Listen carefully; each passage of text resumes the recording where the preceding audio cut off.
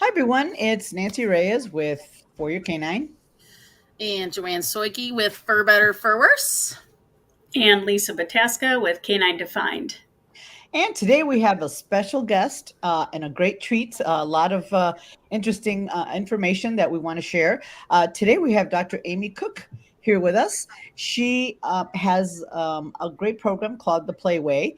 And it's great for training. And I know we're always talking about how to play and how to do that with our dogs and how to use it in training. So Amy has kind of set that up. So Amy, how you're a PhD, and I know you just told me what it was. What is your PhD in?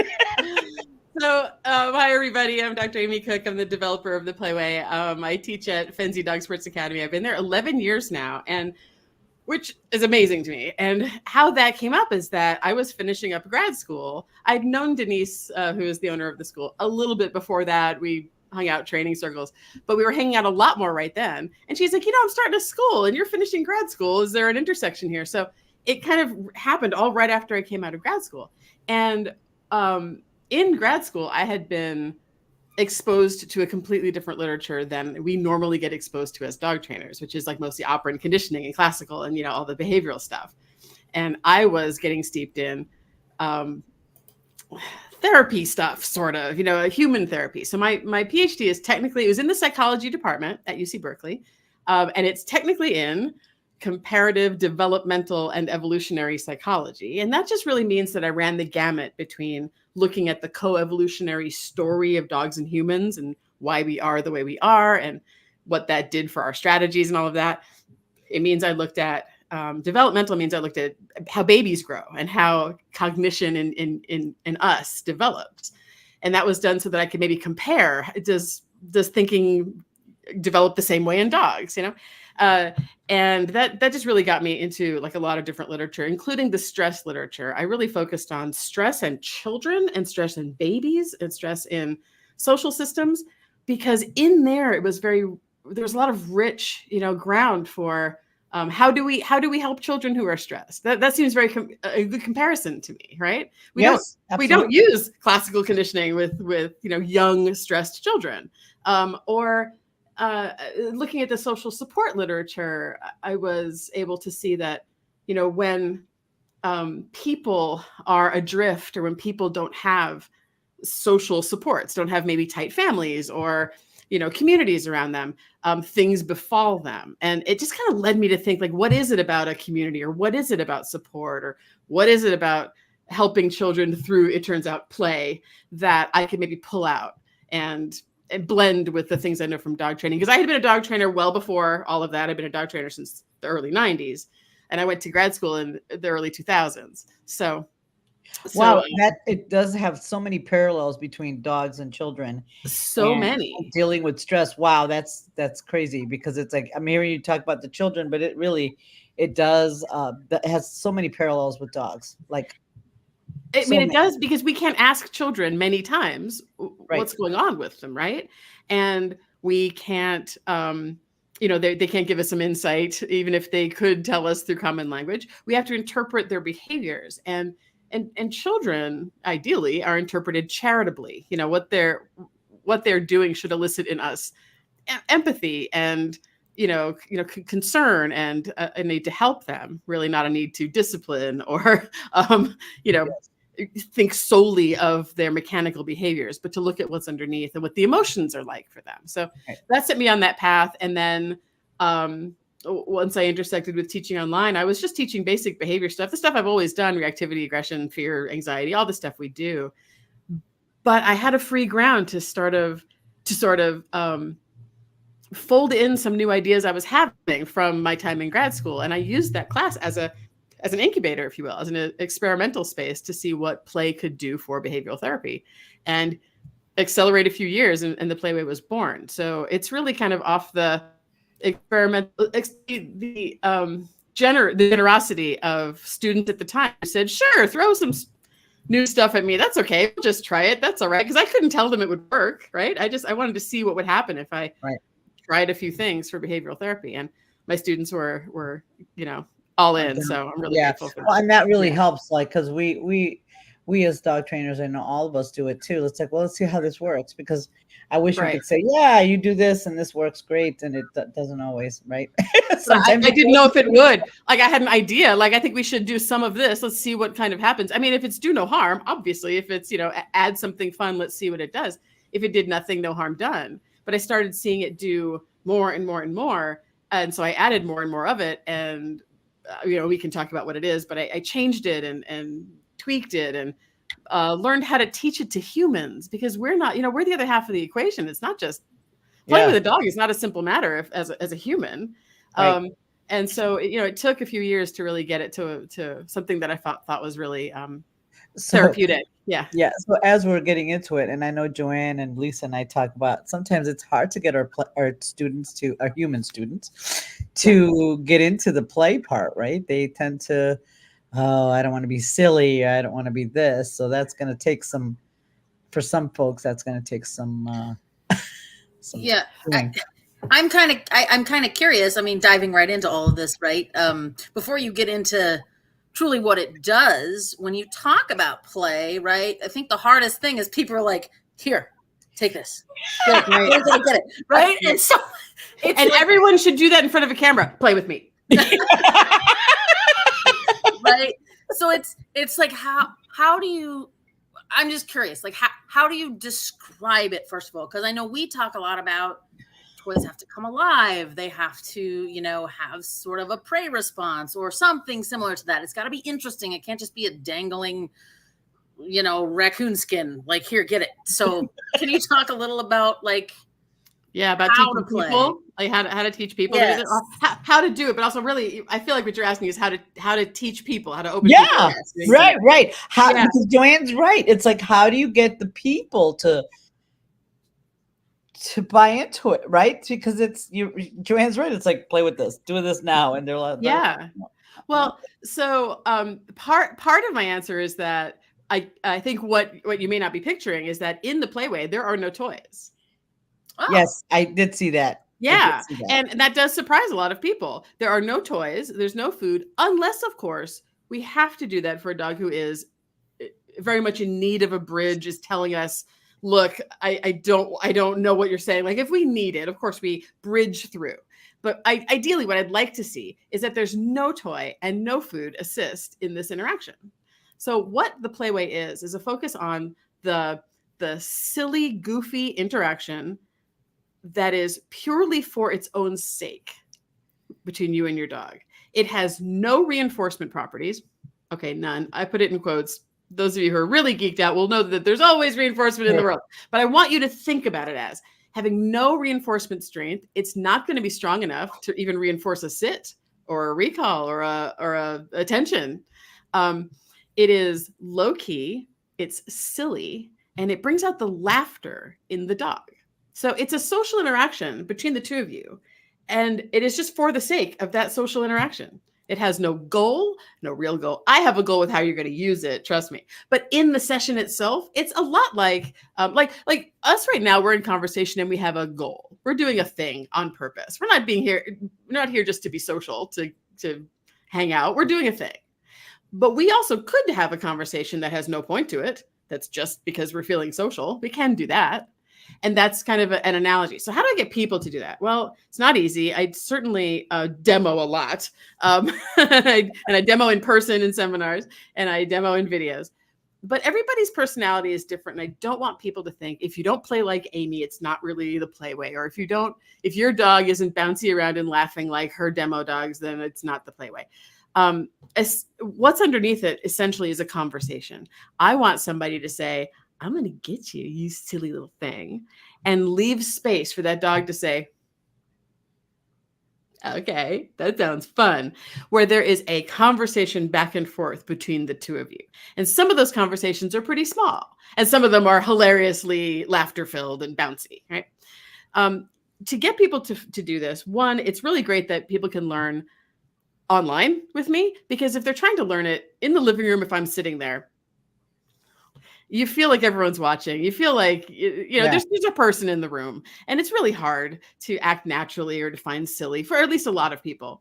So I give them in the online version the permission to, here's an assignment, make your dog laugh. I'll see you in a few days. Give it some things a shot. Here's some. And being alone, people get a little sillier.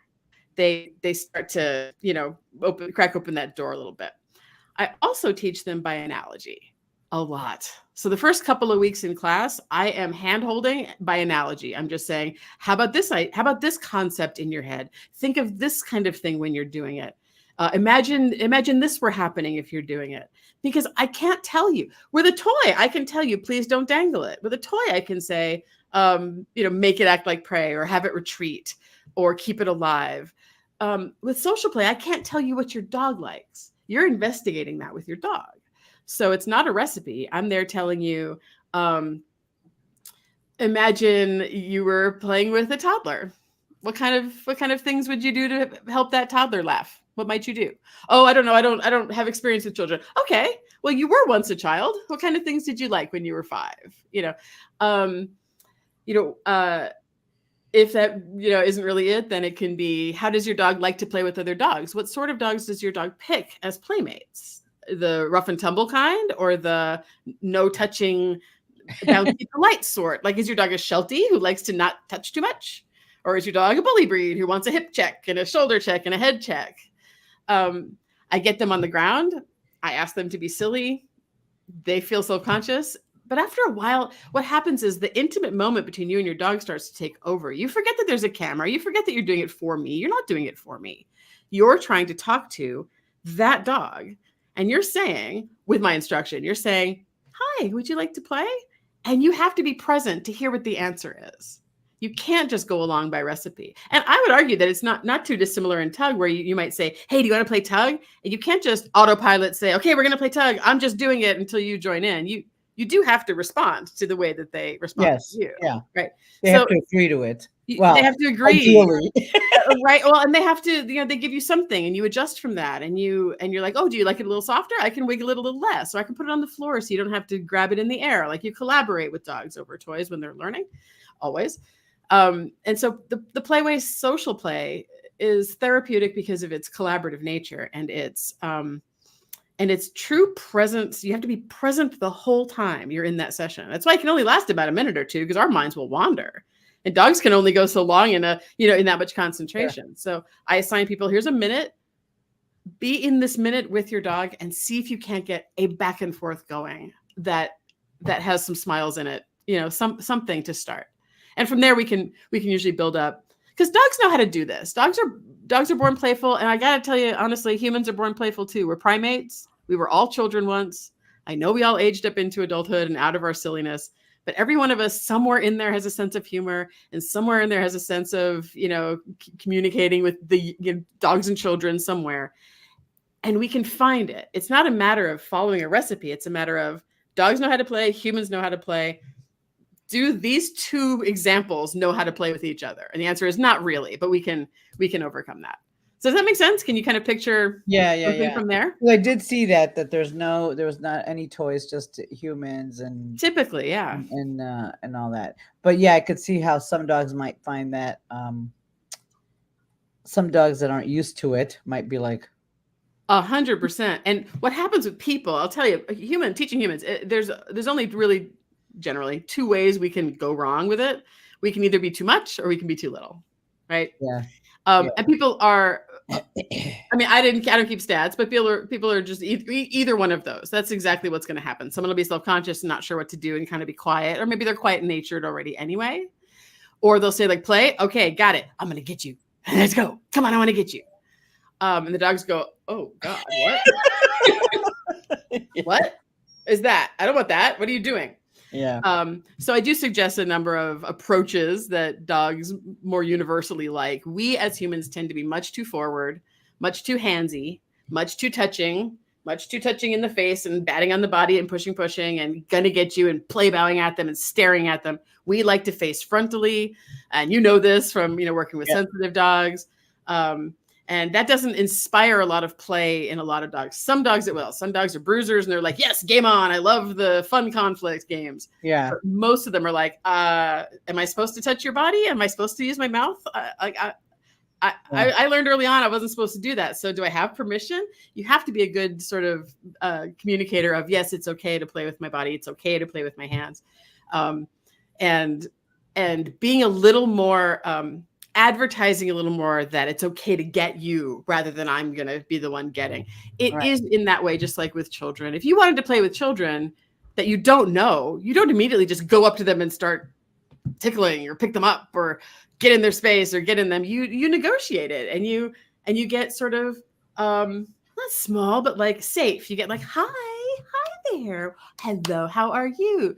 To small children, to advertise that you're not going to be too much for them. And that's usually a good start for a dog who's like, please don't just get me. Like, we just started. Like, don't be so forward, you know? Yeah.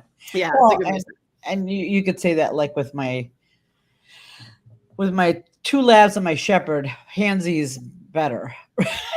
Because what Hansy tends to do is get them aroused. It gets them up, right? But in play, I want them to stay lower aroused. Yep. I would have to figure out how to do that. You would have to take your hands off, right? And it would have to be a little more of a flirting conversation, a little more of a laughter. I would want to see in your dogs. You know that thing they do with their heads when they're like, maybe when they've got a toy, but they're parading with it a little. They're just shaking it, but it's not shaking. It's not kill bite. Yeah. No, I know. Yes. It's that like loose-bodied little snaky little thing they do with their heads. They do that with dogs too. Or tilting one head and putting one paw up and then the other paw up. That's like a tilty bodied play that they do with each other. I'd like to see your shepherd doing that, right? Yeah, this is not provoke play. This is flirt play. I'm gonna get you. And he may go, because they all sound like that. All of them. You've probably seen Ruger play. You've probably seen some shepherds. Well, my shepherd is very confused about his breed. He thinks he's a golden retriever. So I love that. He's very sweet. But so in the case of somebody who is let's say that maybe be a dog that comes in that may be, let's say, a little reactive, fear-based, of course, like most are, a little bit fearful with other dogs and all that. And so I could imagine that at home it'd be more safe for them to play. But going to, like, say, coming to our facilities or to our places, that would be tougher. So how would you handle something like, would you have them play at home a little bit more before coming to the facility, or? Yeah, absolutely. And probably they wouldn't be in the facility for a long time because of its contained nature. So what we do with the progression is I teach them how to play and I emphasize the conversational nature. So it's not just you play a lot and your dog responds a lot. It is you letting your dog have a voice in the conversation and them leading you in the play in a lot of ways. The reason why I'm doing that is because them having a voice that they use rather than responding to what you say is a thing we can measure later when we take it outside. Right. I need that piece in there. Otherwise, I don't have much I can read about the change in my dog. So we develop that a lot at home. Then we take it only to safe, familiar places that are different than home, but not to somewhere that might provide the reactivity challenge. So not somewhere that they are uncertain about. It's first we go to safe places and we learn to play in those places too. So it might be just out in the yard. It might be a friend's house that they've been to a lot. It might be a very quiet park at a dead time of day, that kind of thing, or a closed business park on Sunday, or it's all different. And what then they're doing with this when you take this play outside is what play is doing. It's not just being relaxing, because relaxing in and of itself, that's good, but it's not the only reason we're doing it. Right. The utility of the playway is that what I'm trying to get this dog to do is look at things openly.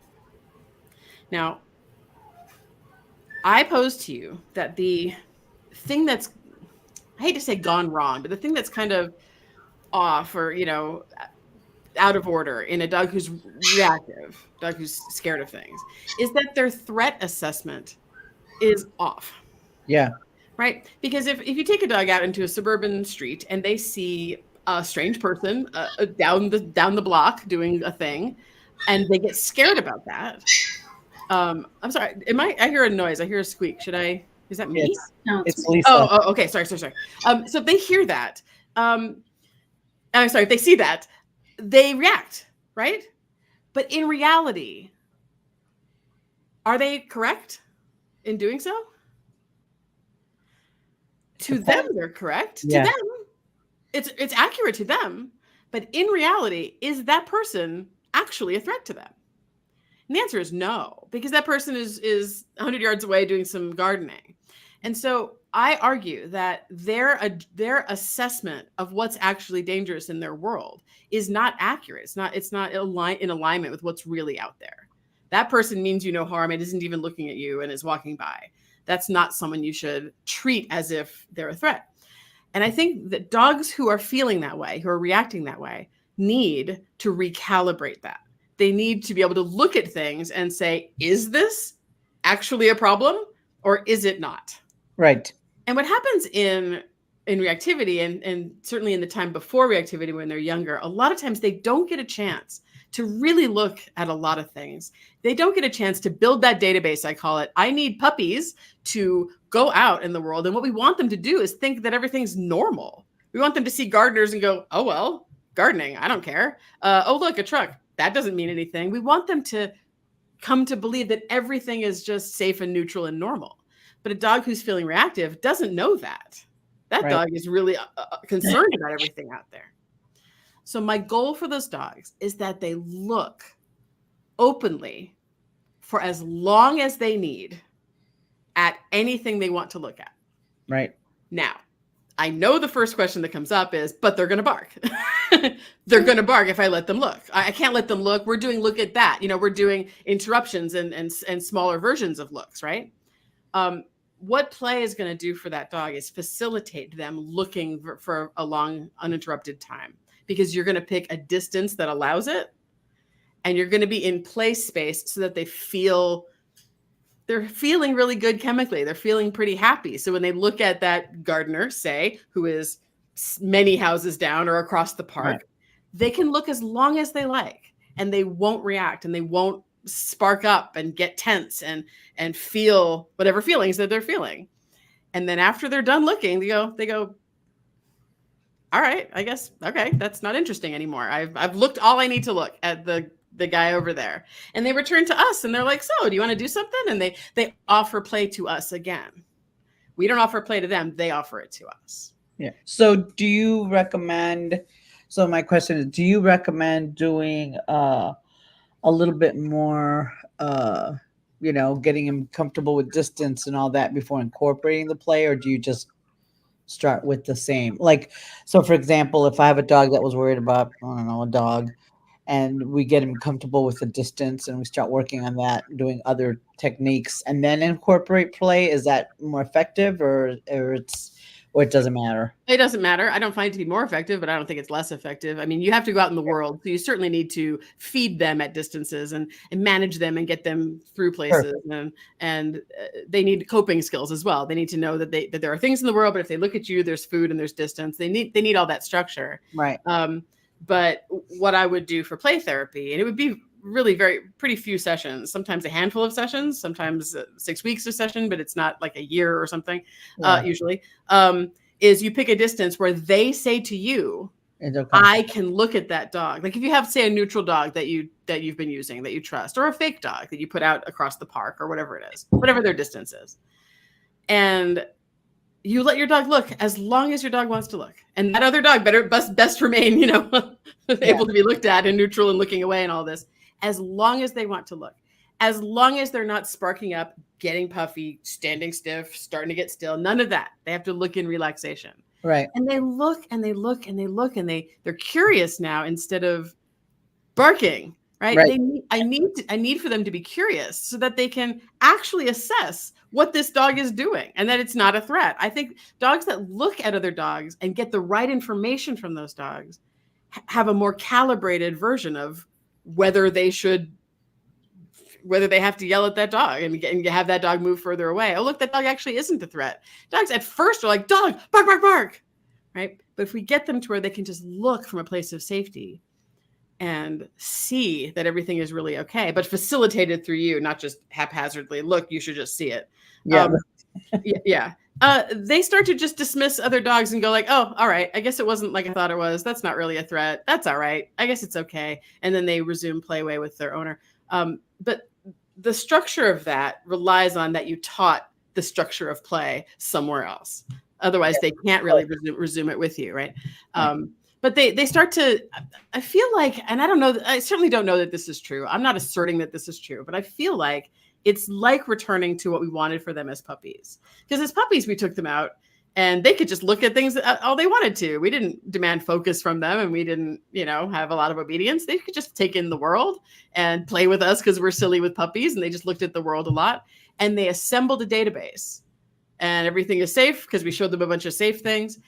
And sometimes dogs in their adolescence and adulthood just need another period of time that's like that. Like, I'll let you look at stuff. I won't interrupt you, but I'm only going to let you look if you tell me we're safe. Like, you're not getting scared from looking. Right. And that means distance. But after a few sessions of that, they start going like, oh, this isn't as big a deal as I thought it was. And especially in adolescence, they really, it takes them a while to sort that, or things that maybe didn't bother them as puppies, might start to be it's right. And they need to look more. And I think so often we are very interested in getting them not to look. And that can be either because we're doing obedience stuff and we want their attention outside, or it can be because sometimes when they look, they bark and we don't want to risk that. So as soon as they look, we're like, hey, look away from that. Come over here. Let's go. Right. It's a catch-22. It's understandable. Of course we have to do that. We don't want them to bark and, carry on about things. They get a stress spike from that. We don't want that. But then you feel like you're a little stuck. I mean, I have to get attention so that they're not looking at the world, but then they don't get to really look at the world either anymore. Right. So, and I think, and I know the three of us feel pretty similar. We live in a world of lots and lots and lots of management, and the dogs are not allowed to figure stuff out. There's just way too much management, and then then it really stresses out the people. So we get very high-strung people who are constantly managing. And like, I'm a fan of management. I teach an active management system that I have coined and all, and that's what you got to do when you got to get from A to B. Sure. You got to do it. But it's not what I want for your long-term solution. Right. It's not what you want for the rest of the dog's life. Yes. I want that dog to feel safe. And a dog who's looking at a neutral human being minding their own business, doing nothing, and feeling scared of them, like there's a threat here, is laboring under a misconception. That dog isn't correct. And I want to help them come to their own conclusion that they don't have to be scared of that. Yeah. But not because I told them don't be scared, which how can you anyway?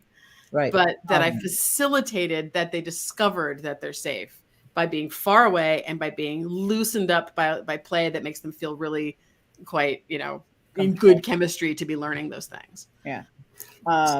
Can I ask, can you illustrate with a case, like how you progress through that? Can you be more specific? Like what things are you imagining? Like reactivity? Is that what you're asking? It really just goes just like that. What I'm saying is, like, how would you start somebody on this? Obviously, you get them to play. What are the play things that you've seen work? I know it's very individually based, but do you have examples of things? Like, I'm going to get you as one, right? I do a little hand game with my dogs, and okay. They look at me and they look at my hand. They're like, "Are we going to do the game?" And I'm like, you don't mean like the solution of a case of reactivity. You mean like solving the play part of it, like how to kind of like what are some examples? I think because people get, I don't know. I mean, I know how my dogs like to engage me, right? And I can tell when they're like, I'm gonna get you, right? And especially with my little Papillon, he'll sit there and he'll look at my husband, he'll look at his hand, he'll look at my husband, he sees little hands, and then he's like, and his tail wags. And then he looks at my husband, and then he's like, oh, and he jumps up and grabs and holds on to the arm to play. So that's his thing. Leverage that. Yeah, absolutely. And like, what other things have you seen work for some people? So, you will discover this in relationship to your dog. And it starts with, you set a timer for 1 to 2 minutes. You can't do this long because if it isn't working, you're just going to teach your dog that this is stressful and terrible and unending and pressured. Yes. Nobody likes to be pressured to be social. Yes, that's so true. And I won't make this analogy, but it's not unlike adult behaviors to which we are also prone as adults.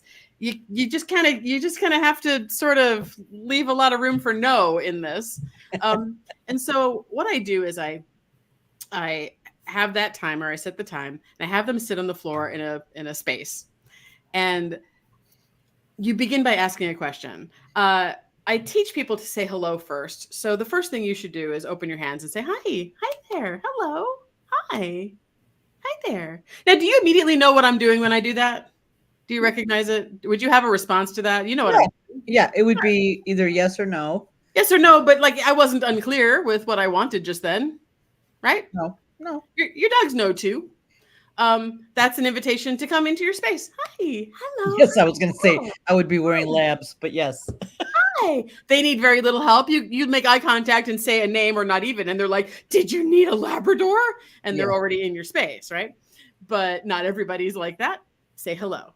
And from your dog's answer, that's how you choose to take the next step. So your dog might go,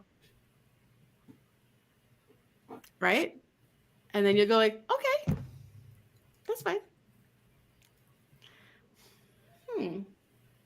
You know what? Ooh, I have a thing. You want to play with the thing? And they're like, oh, what you got? Now that's another conversation you just had. Now the toy facilitated an opening. We're not going to play with it. Maybe he comes and he takes it. I'm like, you can have it. Cool. You know what else I got? Oh, I wonder what this is. What's this? Oh my goodness. And they get a little curious about you. And then you're like, you're silly. Boop. And they're like, no, get away from my face. You're like, okay. You start with the tiniest versions of conversations. Now, some dogs are playful enough that that's not where you have to start. You just go, hi, and they go, okay, and they're just kind of in your body space a little bit. But it's not play. It's just kind of like affection, or they just come in and they rub on you. What now, right? So I like to separate the games into two categories. One would be, and I got this from the way Denise thinks, the way Denise Fenzi thinks.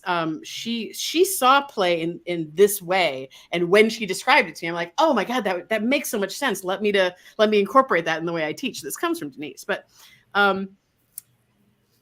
predator play and prey play. Yes. If you are the predator, and you might find that some of your dogs, if you've tried this, don't respond to you in play, it might be because you're the predator. So Lisa, you just described a dog that liked a little bit of a predator game. You're like, I'm going to get you. And then they responded, no, I'm going to get you first. Ha right? But other dogs are like, I don't want you to be the predator. I don't like that. I did that. I don't like that. Don't do that. I made that mistake with a dog before. I was like doing that whole stuck, and they're like, don't stop me. Some of them bark and don't like it. Some of them just feel uncomfortable and just get a little like, oh God, oh no, oh God. Some of them offer you things like, how about this? What are you doing? Some of them walk out because that's too much pressure. Yeah.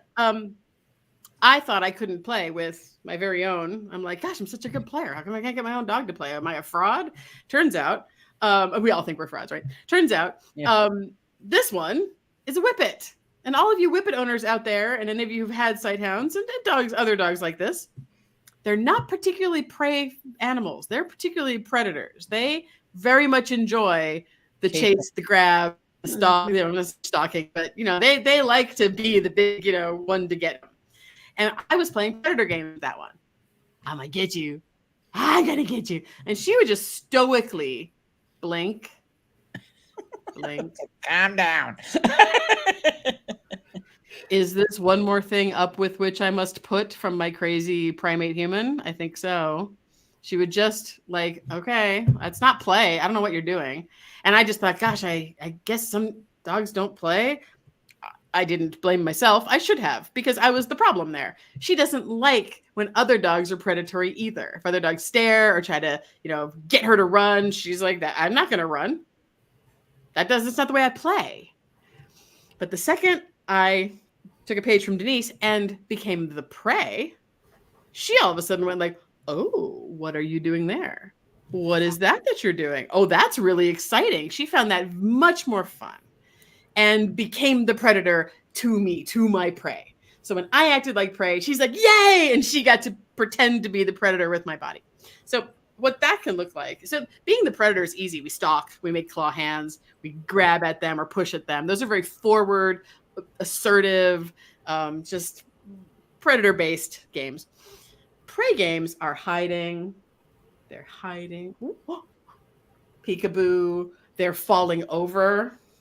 They're doing a play bow, but play bowing away in a way that says, you should get me. You should get me right here. Get me. Dogs do this. Dogs do that, right? You see them play bow and like, come on, chase me. Come on, chase me. The sporting dogs do that all the time. Yeah, they're like play bowing and like, come on over. Just like, could you just respond to me? I'm giving you room to get me. If you fall over, that's the universal for like, come and get me. Hiding and pulling away and escaping them and peeking out from behind things and running away again.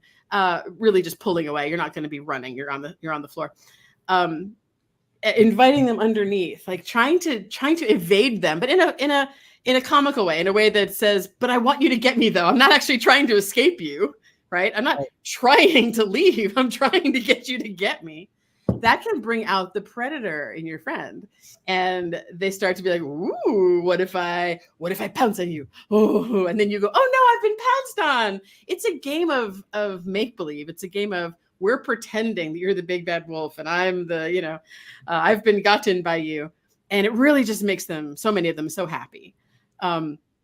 So those are the places I start. I start by getting you on all fours, or at least on your butt and fours, instead of using your hands to try to make a game out of your hands. Your hands are primate. Dogs don't play with their hands. Not so much. A little bit of batting, but they're not grabbing at each other that much that way. So they can be used to be your bitey parts. They can be a facsimile for your bitey parts. But mostly I'd like you to think about, can I hip check? If I were on all fours and I bumped you with my butt, would you like that? Yeah. If I were on all fours and I bumped you with my shoulder, bumped you with the top of my head into your neck, would you like that? A lot of dogs really like that. They're like, whoa, what was that? And they come back with you in a play bow. But each thing is its own, like, there's so much that develops as you try to do something. You say, what happens if I play bow? And they say, I don't know exactly what you did, because your body is different and it doesn't look like a dog. So I wasn't sure that was a play bow. And then you say, okay, not that one. Okay, how about if I take a blanket and peek out from under it and squeak a little bit? Would you try to dive in and come and get me? And the dogs are like, I don't know. Maybe. Right. Maybe. I would then let the minute end and go like, that was fun. Good job, pet. Let's go do something else. And you do this every day, just a little bit here and there, a minute, something on the couch, a little bit. And your dog starts to say, oh my God, are you actually playing? Is that what this is? Are you trying to, like, the penny drops for them and they start saying, oh, I think I know what you want. And they start to give you a little bit more. I'd say if a dog is watching you while you do this, you have permission to flirt from afar and try a new move and try another play bow. If they walk away, you need to stop. If they look away and try to turn you off, you need to stop. But if they're watching you in curiosity, play where you are. Do another play bow. Do another silly thing. Oh, I'm going to get you. You're going to get me? You're going to get me? Are you going to get me? See if you can entice them. And when the minute's up, or the 2 minutes are up, get up and go do something else. And you'll see if you come and watch in the class, everybody starts in this awkward phase of like, do you want to play? I don't know what I'm doing. And usually in a couple of weeks, we have dogs that are bouncing and playing around. And by the end of 6 weeks, they're just masters at it. So I don't know if that answered Lisa's question, because I went off on many tangents in there. So like, I'm thinking of one of Joanne's dogs. He's not particularly people social. Okay. I mean, and not that that's going to help with that, but I wonder. So I wonder if with the dog that's worried about people, right? Right. But I think you answered that question. You could do some stuff from a distance to entice them to play and all that stuff. So, because Joanne, I mean, he's not going to play with everybody else, but I wonder if So Joanne, does what Ross? kind of a dog? Yeah, what kind of dog, Joanne? He's a super mutt. Okay. He's Nervous. a lot of herding breed. So Okay. And nervous about people, like doesn't want people to look and interact and say hi. He's a and lot be social. better, but yeah, he wouldn't like want to play with people, but he'll play with Yeah. her, obviously, with Joanne. Yeah. Yeah. So what I'd be wanting to ask your dog is there anything about people that you don't have assessed correctly? Which is different from, I just don't want to be social with them. I'd rather they didn't touch me. I'd rather they didn't solicit me. I don't want to be social. But if it's, I'm scared of them and I want that to turn off, like I don't want their attention because I'm scared of them, then I'd like to relieve some of that fear. And that's a question we would be asking, because dogs who are just inherently like, no thanks, I'm not trying to play with them to get them to like people in any way. The play is about, do I need to help you get a new understanding of the people in the world? Are you afraid of these people because you don't know what they're going to do, or you don't know, or you learned something early, or you would just, you're using avoidance as a way to kind of deal with the fact that there are people in the world. And so you just turn away from them as much as possible. Or are you trying to get them to go away? If they're barking to say, hey, give me some space and distance, I would want to use play to relax and reassure your dog that these things aren't dangerous. You're allowed to not want it. You're allowed to not have any social interaction with people. But I don't want you to feel scared to be around people who are milling around and ignoring you and just being people. So it really just depends on kind of what's going on there. Does he play with you, Joanne? And does he play? He does play with you, doesn't he? yeah, he plays. With you. I know he No, plays. he'll play with me. Yeah. So you play. So yeah, because I'd be curious to see how, because he would probably only play with, because he's gotten a lot better over time, but he's still like people are, and I don't know. Would you say he just wants people to get away, or he's just not social? I think he just wants people to be away. He's just No, and most of that's gone now, right? So he would growl at people when I first got He him doesn't to anymore. go away, right? Like he was afraid of people. Yeah. I don't know what your intentions are. Get away from me. Yeah. And so now he actually will seek out people. He seeks out strangers now to say, hey, what are you all about? He doesn't have 100% confidence, but he's changed his mind about, people aren't scary. Now I'm going to assess, right? Yeah, and now I'm a little more curious about them. I've gotten enough data now. I've gotten past the point where I just want space. Now I've gotten enough data that I'm safe, where I've learned some things about people I didn't know, and now I'm a little more curious. I can handle a few more things. I mean, that's what we want. We want them to start being curious about the thing that they're actually already reacting to. If they're already scared and they're already reacting or aggressing, they've already made up their mind in a lot of ways. Right. And I'd rather they were curious, because then they can get some questions answered. Right. And get new information in here. We want new information in there. Because now that's why I was asking, like, because of, like him, he's already made a lot of progress, and I just wonder if it's more, if this what it would do. Yeah, what it would do, if it would maybe for him. Because he loves Joanne, and obviously he should. Right. Of course. What I would say is I would use it as I use it as a threshold measuring tool and as a kind of a comfort measuring tool. And it's not just, can you play? Like, will you play with me if I offer a good game? It is, playway version of play is, can you lead me in play in a way that's not too aroused? Yeah. Right. And you'll find that a lot of dogs don't have that skill, because we don't do that with them. We play bigger games, or fetch games, or your tug games, or rousing games, and reinforcement style games, which are usually much bigger in value than the little tiny interactions, the silly laughter interactions.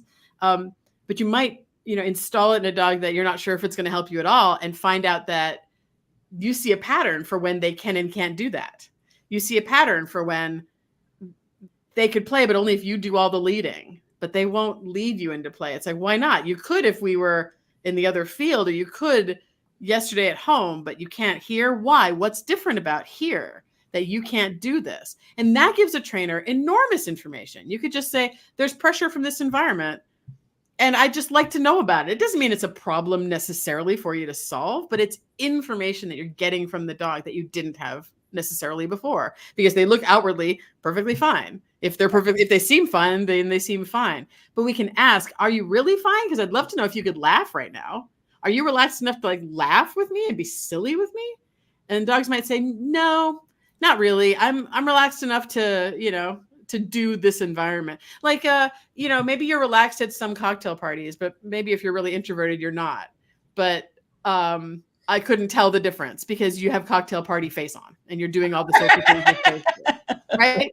Or maybe you love cocktail parties where you love outings with friends and you're normally very relaxed and social and silly, but now you're about to give a speech. And public speaking is one of your greatest fears. It's actually a human's greatest fear, right? Like public speaking and death are on the list of the greatest fears human beings have.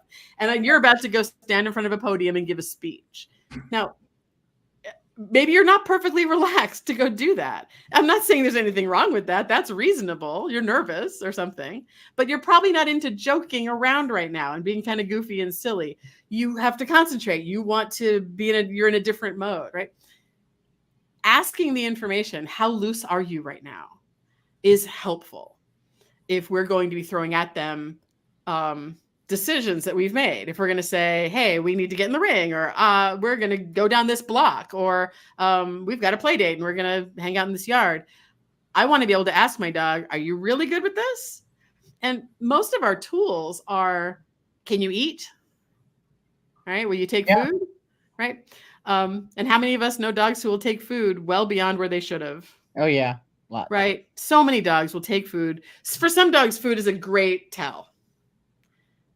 But for many dogs, it's not a tell at all, right? It's a coping mechanism for how stressed they feel. So, So it kind of leads me to the next thing. How I've seen that you use it in obedience and agility and I suppose scent work. So you would use that to kind of similar to what you're talking about, where it's gauge of how relaxed the dog is or whatever it is. Right. I mean, because how that's why I've seen it in the agility where you want the dog to be, you're going to be ready to go. So, that would be, yeah, I was kind of curious because I did see that on how. Okay. Yeah. So I separate out that sort of threshold testing and the how are you feeling questioning, the barometer questioning, and like behavior work to help you feel less stressed and anxious and reactive. I separate that out from performance and from training to do your makes task. Total sense. Yeah. Right. So I would probably not be asking your dog if they felt silly right now when they're on deck or in the hole for agility. What I need then is a dog who is at the right arousal level and can concentrate on their task and can do their work and has their mind on their work, not their mind on social, silly, laughing goofiness. Right. Not to say that those can't coexist. They can, but I'm not aiming myself there. I would say more a dog who's in rehab, a dog who has had problems with stress in the ring or stress on the grounds or fear of people and dogs and things. I'd say when we are in our crating area or when we're off walking a distance away and we sit down for a relax, how are you feeling? Can I boop your nose? What do you like right now? What's our interaction like right now? And if I see a lot of tension in you, I can then get some information to rely on about how you feel when you're here. You don't feel like you can relax here. And that's not necessarily solely a bad thing. Maybe they can't relax because they're really into work, right? Yes. But you need to know that information. For pet people, since they're not going into situations like that, they need the information that their dog doesn't feel safe when they're going and walking down the street, or their dog doesn't feel safe in, pet stores, or with people in the house, or with certain things that happen in the house, or any number of normal life things dogs are stressed by. And I want people to be able to relieve that stress, but what comes first is that you have to be able to tell that it's happening. And play is a way you can ask that question. When play is very developed in you, and not I don't mean the raucous play. That stuff is reinforcing play. That stuff is great, but it's not very informative about how your dog is feeling. I mean, it can be. If you're an advanced practitioner of toy play, you can tell from the changes in your dog's toy play that there's a problem coming. You can tell by maybe whether they won't out, or they took a victory lap before they came in, or the way they're tugging is different. You can tell that stress is creeping in toy play. But most people don't have that nuanced level in their play. Right. And so what I want to see is that they have this other style of play that does tell you right away that something is wrong. Because I can tell you right now that the first thing to disappear when stress creeps in is this kind of play. It's not tug play. It's not food. It might be for one dog. It might be for a few dogs. Generally, they're going to be able to eat much longer and tug and chase their ball much longer than they can do the silly, low value, laughter based ridiculousness of flirting with you and playing got your nose like you do with a baby. That disappears much earlier. And as soon as it does disappear, you've got your early warning system that your dog is changing the way they feel, and you can take action accordingly. You can do something about it, whatever it is, whether it's give them a little more distance or take a sniff break, or leave altogether. It just, that depends on, of course, the situation. But it's an early warning system for trainers. And I got to tell you, if you got early indication that your dog was starting to feel a little less secure where they were, don't you think you could solve it a little better than if the time you first noticed it was when they already barked and lunged and lost it? Yeah. Or if that's the first time you saw it, your dog got all the way to a 7 or a 10 in their stress and had to tell you about it. But if you saw an inkling of it at the 1 level where they're like, I don't know if I feel great here, you could say, you know what, let me just solve that for you. Let's not go any further down this stress road. Let's fix this right now. It lets you kind of get in early, and early intervention is always going to be better than late intervention when it comes to, stress and fear and anxiety and all that. Yeah. So like for the people who are going in the ring, you wouldn't use it as a, like, for example, in scent work, we have a lot of staging, like being in the blind. Yeah. Well, yeah, that's barn hunt, but yes. Oh, right. But same scent game, and yeah, there's where you have to wait until you can go in that space. Mm-hmm. So that, like, that would be like in the blind, that would be a tough one, right? Because there's so many other dogs in there. Yeah, that's typically, but not like, I won't say never. I'm not going to say never, but typically that's not where I'm going to be asking for it. Okay. That's where I would be doing things that are more, that have more reinforcement capacity, or you might be doing what's called like ready to work tests there, which are much more food-based or toy-based. Yeah. It says, Google ready to work or ready to work tests and the words Shade Weitzel or Sarah Stremming. A lot of people have them though, but that's who I lean on. And those things are like, are you here? Can you eat? Are you able to pay attention to cues? Are you stressed and distracted such that your mind is, gone and you can't focus on your work? The silly sort of social play way is therapeutic, and I'm using it to help them in a therapeutic way, away from the problem, and kind of in structured setups about the problem. In the moment when you need your dog to kind of do more stuff and be ready, I'm going to assume you've already prepared them and they're not scared to be there, right? They shouldn't be on their way in if they're scared to be there. Well, I just have to be honest. They shouldn't be going in a ring if they're scared to be on the ground. Sister. It's not fair. They might love what they do when they get in there, but they're having a hard time and they're struggling. And I don't want to give a Band-Aid to that. I want to solve the problem. Right. Take it out of context, fix the problem. Now go back to your sport.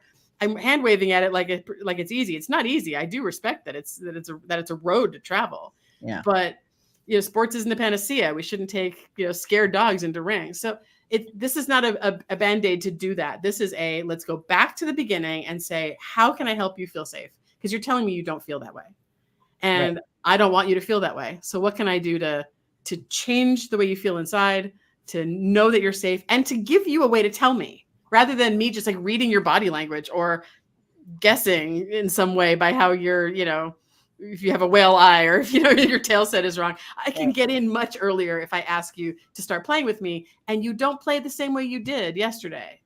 You don't respond to the things I say. You're not leading at all. I give you space and you don't fill the space. You just wait for me to lead. It's like, that's not how we do it. What's wrong, honey? What's wrong with you? Are you okay?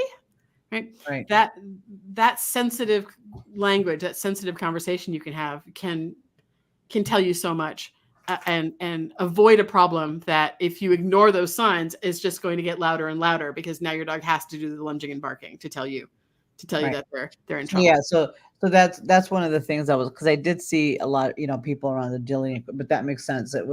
You wouldn't want to use that if you're, yeah, and we all are in agreement. If your dog is scared or worried, they probably shouldn't be. They shouldn't be there. If you need to play in order to be able to be ringside, your dog can't be ringside without you. I want to see a dog absolutely free of all supports. I want to remove every coping strategy possible and every crutch I could give you and every help, every assistance I could have. And you're here in this environment, and I want you to tell me I'm fine. I didn't need you to assist me at all to be here. I'm fine here. I'm really good here. Yeah. That's a dog I feel safe now asking to do stuff and playing with and doing things with, right? If I remove everything that I was doing to support my dog, having him not look in that direction and giving him cookies for holding on and making sure I focus him, if I have to provide a lot of the support for you to be successful here, I should conclude from that you're not okay here, and I'm the one that's making it possible. Right. That's a thing to solve, not a thing to keep going with. We go back to the drawing board and we say, how can I remove all of those helps, have you do it on your own, but be successful, not fail? Right. And that's what led me to finding tools to help me do that, because too many times we just crutch our way all the way through. Like, dogs are managed all the way through their lives, right? And myself included. I managed a dog who was upset at men for 15 years. So you wouldn't know it because she was well managed and well directed, and I didn't put her in situations she couldn't handle. But I didn't solve that problem, actually. I didn't solve it. She just was, stressed about things, and I didn't put her in those places where it would be hard. And I wanted more. I wanted more than that. And going to grad school and seeing how we do it with people really helped me try to find something else. And that's what I'm excited to teach other people that they can do. Because that's why I was very curious about. I could see how with reactivity or with some anxiety, we'd have to pace it, but with dog sports, I was just really curious. So it would be just like that should have all been kind of handled prior to. That should have been handled prior. Your dog should feel safe on the grounds, able to pay attention to you without you, let's say, compelling it. And I mean compelling in like the small C word, without you having the big reinforcers to make that possible. Your dog should know that they're safe around dogs and people and judges and whistles and gates and banging of teeters. All that should be of no interest and no consequence to them before they're asked to perform a sport. And so would you do some of that stuff in training, like agility classes and stuff like that? So what Playway facilitates is a reduction of stress and reactivity toward things that they're scared of. Right. So if there's something about the agility environment, class or not, or wherever, something about an environment that they are needing to gain more information about, they have to look at it, then play is facilitating them looking at it. Okay. What it's not doing is classical conditioning. I'm not teaching them that when the teeter bangs, we get to play. That's for tugging and fetch and food and other things. That's classical conditioning. And we don't use that in the Playway. I'm not using any reinforcement or any classical conditioning at all. None. This is a separate thing. Okay. And it's that if a dog is scared in an agility arena or area, class, field, something, it's because they don't have enough information about their safety. They're afraid of something in this environment. Because that was the other thing, that's the other thing I noticed. Like, for dogs to be able to play, they have to feel safe, because 100% safe, they can't play. And that's why my play is as small as it can be and still be fun and interesting, because it has to be fun enough to do. But that's why it's as small as I can make it, because if you can still do that, then I trust that you feel safe here. You have to feel safe to play, but you might be able to play tug feeling like mostly safe, but not totally safe. You might still play tug or eat food. So but you've got to be really totally safe to play in Playway. This is you use it twofold. You use it first to kind of create the relationship and create the play and create it all, like the language and and then instead of trying to teach people how to read dog behavior, you're giving them that conversation where my friend is not as open to me as they were here, so there's something I should pay attention to. And what's going on here? Yes. And not only what's going on with you here, but can I use this play between us to support you as you look at things that you previously have not been able to look at in safety. Previously, when you've looked at things, you've felt stressed by it. A great example is I can't look openly at spiders. I don't know about you. That's not common to everyone, but it's common to a lot of people. I can live with them. They can be here, but I'll tell you, I'm not going to open my eyes and stare at them for a long time, because as I stare, I start to get feelings. Does that sound familiar to anyone in the four of us here? I can get my snake out if you want to see it. I love snakes. Fine with snakes. I'm the creepy crawly spiders thing. Like, I've learned to live with this. I've come far in my panic, but I don't want to look long term. Like when a tick comes across my Facebook feed or a spider, I avert my eyes and I manage myself, because if I look for a long time, I will start to get feelings on the inside. Like I'll get a little blood pressure. I'll start to feel the cortisol. Like I don't like that. Yeah. And so by analogy, if your dog is looking at things and feeling ick, the play will disappear. So the play is facilitating letting your dog look at stuff in safety. And the more your dog can look at and gather data about the things around them, the less afraid they are of those things. They're usually afraid because they're exposed to them at too high of a level where they're already feeling the spider. Like if you put the spider on me, I'm like, look, I can't learn. Like, look, it's on me. I don't want to look at it. I don't want spider facts. Can you take your spider facts and go somewhere else? I already made a decision. It's already on me. Just take it off. I don't want this. Right. But if it was like a cartoon spider and it was telling me spider facts from across the house, like, all right, I'm curious about spiders. Sure. Right. So we're facilitating them to learn new information. Number one, we are getting a secret language that the owner that the owner knows really well to be able to read. Should I let my dog still be gathering information here, or should I cut this off because they're not getting good information? Like if somebody watching me learn about spiders could ask me, is it safe for you to continue learning about spiders right now? Or are you starting to tip into that place where you're getting a little triggered by it? I could say, hey, you know what? Thanks for asking. I am starting to get a little overwhelmed by this information. And they could be like, good, let's stop the movie. Or they could ask me, are you safe to keep going? And I'd be like, yeah, actually, this is really fascinating. I feel really good about this. You can ask me, but we can't ask our dogs if they're safe to keep learning. Yeah, And this is a great question. And I think since you're talking about spiders, I think it's a perfect analogy too, right? Isn't play about trust also? So how do you differentiate trust and safety in this context? So, right, if I'm your best friend in the whole wide world and you trust me with your life, can I still put a spider on you? No. But I mean, that's the difference, right? I believe that you love because that's not what trust. That's not what trust is. If Right. you were my best friend and I trusted you with my life, you would know damn well not to put a spider on me. I mean, Right. in truth, right? In truth, and I know what you're asking, but in truth, you would know I'm trusting you to keep me safe from the spider while I'm retraining and learning about spiders. I'm trusting you. That's what trust is. Trust isn't you saying the spider can't hurt you. Let me put it on you and trust me, it won't hurt you. Because I'll tell you what, it already did hurt me.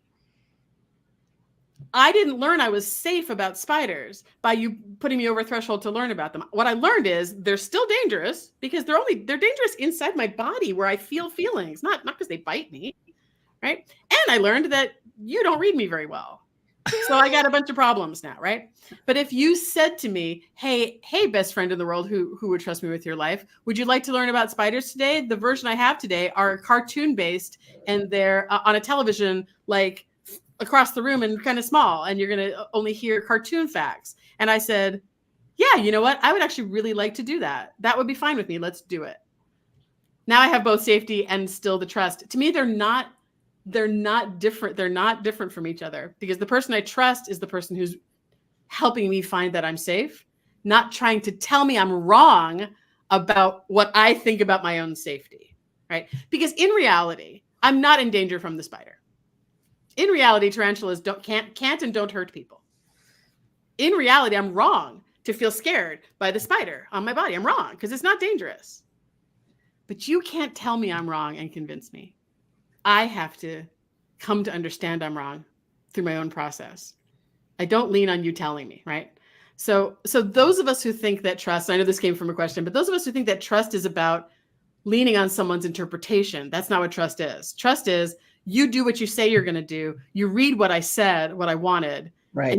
And you let me be an agent of my own life. I told you I'm not okay with that. Can I trust you to back me up? And the human's answer is yes, you can trust me to back you up. That's what play allows you to do better. Because we're all trying to be trustworthy to our dogs. Of course, we are all trying to do that.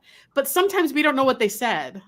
Sometimes we don't know that that's not the proper lesson to put in front of them, right? Myself included. And the better information we have, the more we can say, are you still good with this? Because I've lost track of, like, I need to check in with you. How are you? The better the decision we next make is. And the better our support, our social support is of them. You know, humans do very well with social support. If I said, hey, I could do the spider thing in the cartoon version across the room if you held my hand, would you hold my hand and rub my shoulders? And you say, sure, I would. Absolutely, I would. 100%. You need that to learn about spiders? I'll do that. Would it help you learn about spiders? Make you feel a little better in your body? I'd say, yeah, maybe. Let's try. That's how, and that's, I got to tell you, that's how we do it with people. That's how we do it with kids. That's how we do it with people. It almost never works to do the plunge, to do the jump right in and you'll find out that you're actually safe. That stuff tends to spike us way high and then we have to recover from it into safety. And I'm unconvinced by the literature that that's the good way to go. But we don't have it in dogs. We only have it in people. So well, that's a good thing about the trust thing too, though, right? Because if you're creepy, I don't want you to hold my hand and rub my shoulders, right? I don't trust you. So you're not making it better for me, right? Absolutely. And so with people who are out of sync with their play, their dog is like, look, you know, when we're out and there's time for me to be reactive and I'm scared and stuff, I do try to tell you about a block ahead of time that I don't want to go up there. But you know what? You never really hear me. You only hear me when I'm already panicking. I'm already in trouble. So I don't really feel a big connection to you. I mean, I feel connection to you like in affection and other times, but in these times when I'm in trouble, I don't really feel that you're on the same page with me. You can't hear me. I showed you my eyeballs. It didn't work. Like, you know, because dogs are subtle and we're primates and we don't see it. And so then it's like, okay, well, I'll try to play with you. We'll build our relationship up. And then the play is out of sync.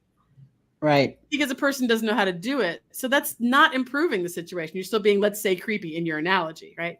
But you're not creepy. You're just being like out of sync. But when that gets better, the hand holding and the back rubs are effective because you're like, you hear me. And you know what? If I tell you right now, if you're rubbing my neck and trying to make me feel okay, if I tell you right now, you know what? Actually, could you stop? It's not, I'm not into it right now. I would expect the person who I trust and who isn't creepy to be like, absolutely, totally, I would stop because you asked me to, right? That's what a language with your dog brings. If your dog says, I like this kind of play, and then you offer a different one, and your dog says, I don't like that one, do this other thing. And you go, I don't care what you like, I want to play bow. Oh, like you're not having the conversation that you need to have to understand each other. I mean, I'm getting deep in the weeds on what play is doing, but I'm telling you, when you're on the same page with your dog, as rehearsed through play, you start to see your dog say things, and your dog starts to see you see them say things, and it works better. They're like, oh, I can just tell you really subtly that I'm having trouble, and you'll notice. And you're like, yeah, I saw that. That feeling happened between us. I could feel it. It was different. That's so transformative because your dog goes, oh God, thank God you saw it. Can you help? Like, yeah, I can help. Let's go over here. Oh, thank God. Okay. I feel better. I communicated. You heard me. Let's dissipate some of our stress over here. Play a little bit. Maybe I'm willing to learn this new fact now about spiders, right? It's a whole... Yeah, I just tell people we're going to make your dog laugh, and we start from there. And we watch it all unfold. And people get real introspective about it. People start telling you, if you're teaching this, people will be like, it's often a deep process for the person to see. Yeah, I was going to say this is a lot more for the. Yes, it's going to, so many ways. Yeah, it's a little bit, but for the people, this is going to be a little, and I know there's some people who don't want, it would be tough because they don't want to. Don't ask a question you don't want the answer to, right? Right. And a lot of times when people start doing this, they're like, oh no, my dog's fine in these scenarios. It's only these scenarios that they're not fine. And I'm like, okay, cool. Like, I don't know your dog. You tell me. And then we start to play. and their dogs say, actually, I'm not fine in this scenario either. I'm just coping. I'm not Right. fine. I just have the skills to cope. But the owner starts saying, wow, I really thought he was okay here and he's not. Right. Oh my God, I bring him here every day. And he's telling me he needs more support here and I didn't even know. Right. And if you can get through that guilt, and please, never it's about guilt. We always do literally the best we can with the information that we have. I never let people down on themselves. But once people get through that feeling of, oh God, I didn't know any of this, that's when all the doors open, because then they can say, I can be your advocate now. I can stop us earlier. I just didn't know. Right. People get empowered through that. So yeah, because that's I was thinking. I go, that was going to be for some people that might be, challenging. It is for sure. And I'm there to hold your hand. I'm there to keep righting the ship. I'm there to keep adjusting the plane. People can be like, this isn't working. I'm trying to play and she doesn't like it. And it's like, there's always a way. Let me adjust something. Let me fix something. Let me bring a toy in. We'll start where your dog says yes. Oh, but what if it turns out to be like this? I got you. I can find a solution, or I can hold your hand until this starts to feel better, because it's an emotional ride. It's not like learning clicker training. It's not like learning how to tug. It's not a skill. It's an interpersonal exploration. It's like marriage counseling a little bit. It's marriage counseling. I'm telling you, my degree in psych, which is not exactly in clinical or anything, but it's a little bit like marriage counseling or adult therapy. It's a little bit like you have to listen, right, and get sensitive and put aside your idea of how you're supposed to play or how it's supposed to go, or your feelings of rejection when your dog walks away, when you did a play about your dog walked out of the room. It's hard not to feel rejected. Right. I want you to feel curious. Okay, he doesn't like that. Why doesn't he like that? I would think he would like that. Make you curious, because that'll get us through. And not coincidentally, it'll get your dog through their problem too. Being curious about something is better than being afraid of it. Be curious about it. Yeah. Because then you get new information and you can feel better. Well, and that's what I mean. You're always asking why. Why did that happen? Why is that an issue? Why? What can I change? What can I change? And that's a problem. People don't want to. They just want the dog to do it, which, that's why that's kind of our, we talk about it all the time. It's like, no, we let the dog just, it's like any relationship. If my husband tells me the social part, he's not a social guy. Yeah. So it's like, come on, we're going to go to the party every week until you get used to it. Well, he's like, oh, I'm not gonna. Yeah, it's like, I can take him to 25, 30 parties. He's not doing. And I can tell you that telling somebody how they're supposed to feel is not that functional. And I know we all learn to do it through classical conditioning, right? Tell your dog how to feel because a toy came after it. Yeah. And there are times, of course, when that's going to work. But there are many times when the adult animal or the agent feels the way they feel, and you just feeling something different or trying to convince them of something different is not the channel to get them through. I'll tell you, everybody right now has somebody that they know of, like say a famous person, say an actor, a political person, someone that they vehemently dislike. And everybody here vehemently dislikes somebody in the public sphere. We don't have to mention who. It's always someone in the public sphere that you feel is reprehensible and abhorrent.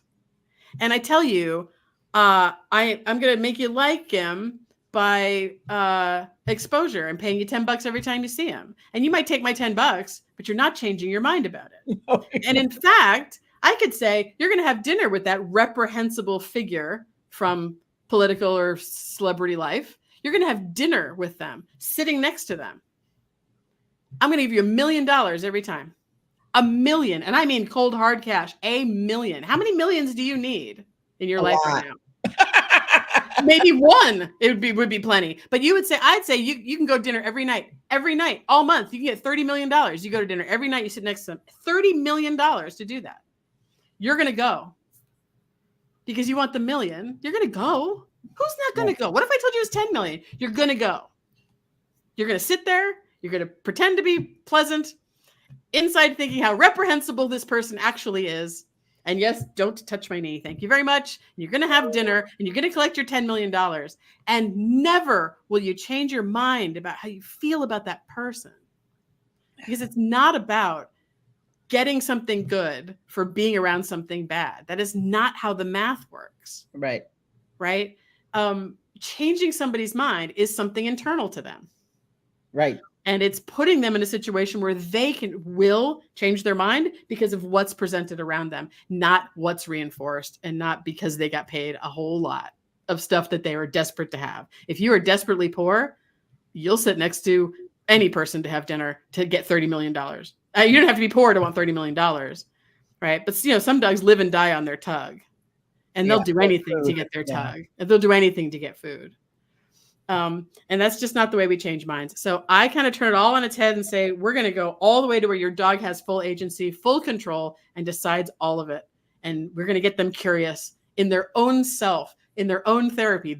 I want them to want to do more, not me telling them they should learn this. Yeah. And that's what we do with children. That's how we do it with people. Right. And I think dogs deserve that.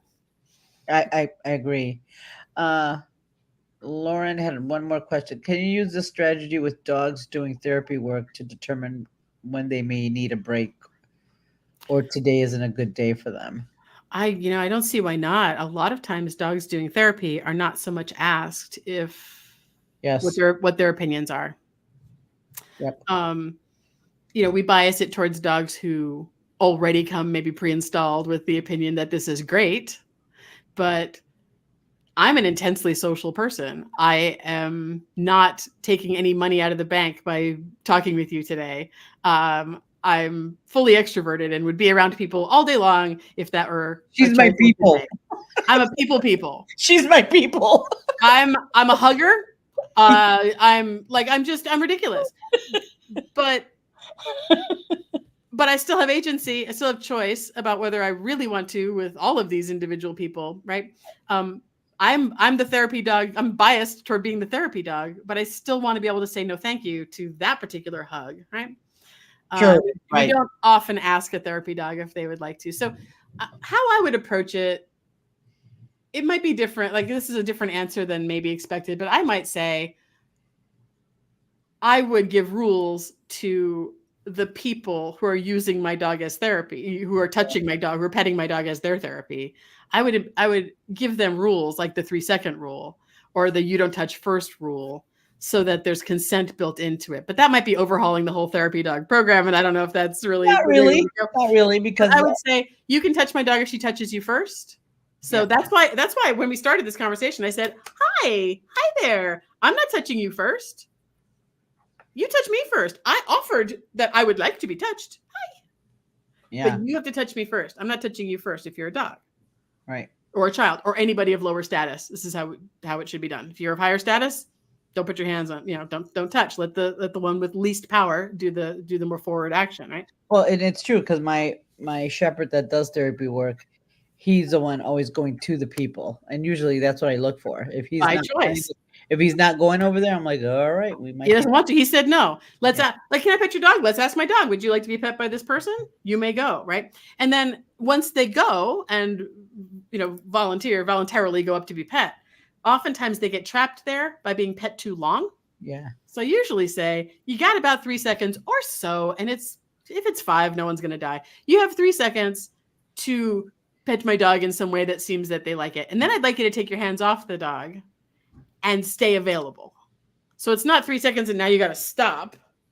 It's 3 seconds and petting, and then, did you like that? I liked petting you. That was so fun. But my hands are off. I'm still available, but my hands are off. That dog then will either leave because they were done, or they'll stay and nudge you for more.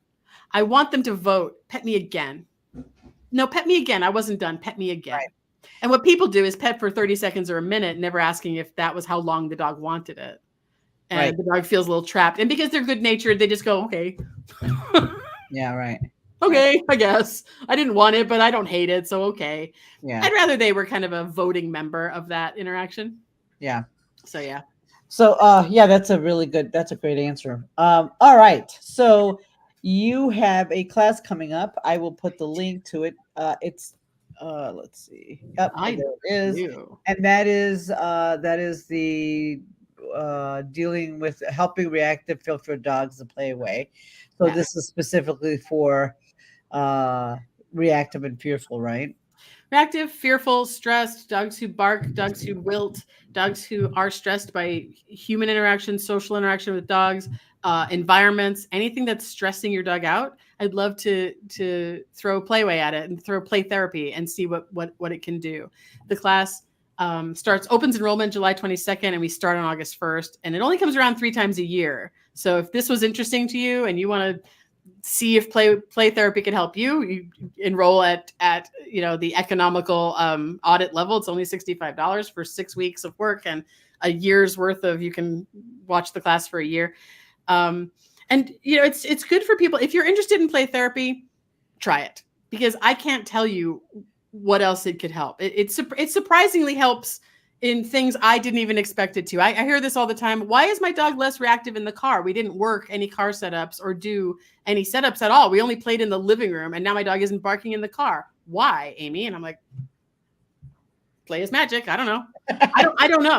I don't know. So I say, if you're interested in play therapy, take some play therapy, see what it does. You can do it only in your house, and you might see massive changes because it changes some of the stress that your dog can be carrying. Right. And it's not hurting you to try. So if you're curious at all, that's the class to jump in on. Right. And then you're going to be in Philadelphia. Where in Philly? In Philadelphia proper? Just outside of it, Easton, PA, which is, I think it's like maybe 90 minutes outside of Philly, in the Philly Metro New York corridor, just outside of it. I'm coming out. I'm so excited to be seminaring again. I can't wait to book all the places that want to have me. Because it's been a long time. COVID's been impactful, and I have not been traveling. And I just was asking because I go to Philadelphia a lot. I'm in October, and I go to it's near Melbourne, PA, which is again. Oh, okay. It's horse country there, but I go there. You go there all the time. Too bad you're not going on the last week. It's the last weekend of July. Yeah, July. Yeah. It's July. You sent that to me. 27th and 28th is the last weekend. Last weekend of July. Darn it. I'll be in Colorado, but shoot. But anybody who's out there, if you're in the metro area over there, there's plenty of room still at auditing. And I do a whole full 2 days of this with demo dogs. We play with dogs that are there as well. I have PowerPoints and videos and absolute instructions of how you're going to do all these things. And if you're a trainer, you will walk away after 2 days with the full system, able to explore it and apply it in your life. You might not be an expert at playing yet. You'll be able to go forward and try it with every dog in your care. And if you're a hobbyist owner and a reactive dog owner, it's for you. And I hold your hand the whole way through that 2 days. And before you ask, all the people that are my students, yes, we're trying to get Dr. Cook to come to For Your Canine.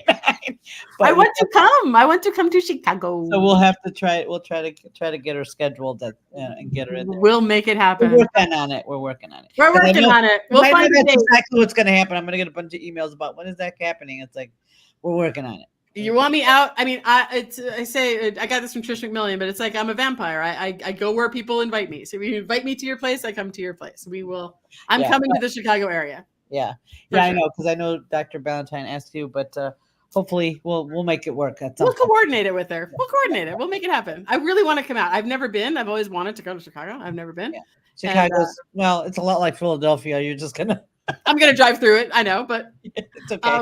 But like it's an area that I haven't been in, so I know that there'll be new trainers who haven't been exposed to this kind of work, and I really want to spread this idea out into the training community. Yes, because that's not something that it's typical, if that makes sense, right? It's really not. It's a whole different style of therapy that I essentially stumbled into, and it's harder, like because you have to explore it. It's an internal journey. It is. But it's faster. It's a lot faster than any counter conditioning I've ever seen work because it's dog led and the dog can make their own leaps. And so, that's why we love scent work, because it's dog led. So exactly. And we know from experience that the dog led events and the dog led stuff leads. I mean, that's why nose work is so transformative for so many dogs. They are given permission to do what is right for them. Right. And that's also what I'm leaning on. I love it when trainers come, and trainers, if you're out there, come to my class as an auditor, because you can support then your students who are going through it as well. Or you can, support them they're doing that and you're supporting them through it. So I do a lot of win-win with trainers out there who can use my material in the class with their clients to help support them. So if you're a trainer out there, talk to me. I'll figure out a way to support you in incorporating it with your people. I can't reach individual clients one at a time with my day. Right. I want to reach trainers who can reach clients, and I want to reach trainers who train trainers who can reach clients. Like I want to. Yeah, because it takes. Yeah, it's only me, and that shouldn't be. I want people to be able to do this. Yeah, awesome. All right. Well, thank you so much. It was awesome to have you. Thank you for spending your Sunday evening with us. My pleasure. It's still daytime for me. I'm going to go out to the park, so it's all win. Oh my God, yeah, no, here it's darky time. It's beautiful out. It's just now getting cool enough to go out. Oh my God. Yeah, because you're in California. Yeah. Anyway, well, thank you so much, Amy. I appreciate it. It's Thank you awesome. so much. Good to meet all three of you. I hope that was helpful. All right, it was wonderful. Thank you so much. You bet. All right, bye. We'll be talking. Bye.